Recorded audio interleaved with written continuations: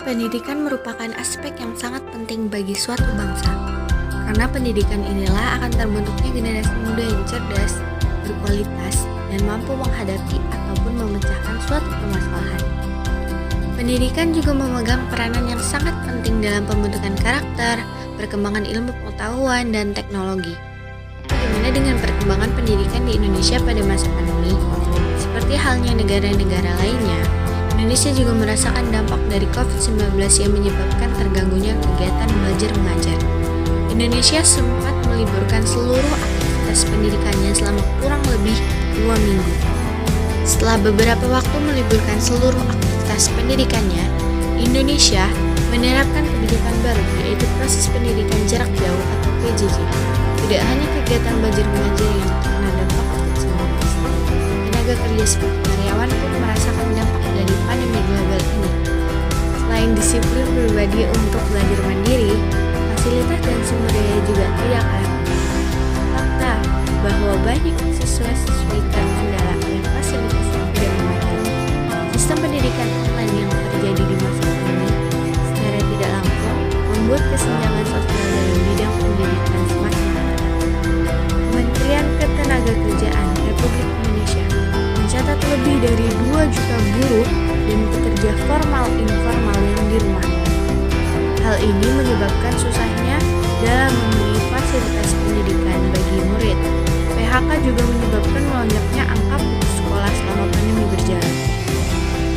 Komisioner KPAI Retno Listiarti menyebutkan jumlah angka putus sekolah cukup tinggi selama pandemi disebabkan oleh pernikahan, bekerja, menunggak iuran SPP, kecanduan game online, dan meninggal dunia. Karena angka putus sekolah yang meningkat, baik di kota maupun desa, menyebabkan menurunnya produktivitas nasional. Penurunan kualitas pendidikan selama pandemi juga menyebabkan permasalahan yang harus segera diselesaikan. Pandemi COVID-19 bagi pendidikan tidak hanya membawa dampak negatif. Salah satu dampak positif COVID-19 adalah memicu percepatan transformasi pendidikan.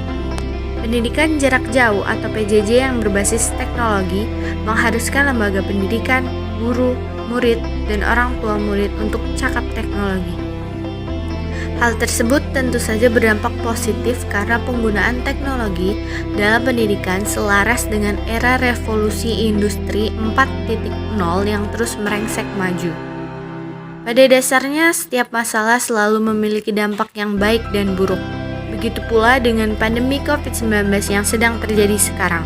Walaupun dampak negatif dari pandemi ini lebih banyak daripada dampak positifnya, itu tidak menjadi alasan generasi sekarang untuk bermalas. Walaupun dampak negatif dari pandemi ini lebih banyak daripada dampak positifnya, itu tidak menjadi alasan generasi sekarang untuk berhenti berjuang dan bermalas-malasan. Justru dengan adanya pandemi COVID-19 ini, generasi muda harus semangat untuk meningkatkan kualitas pendidikan di Indonesia demi terwujudnya Indonesia Emas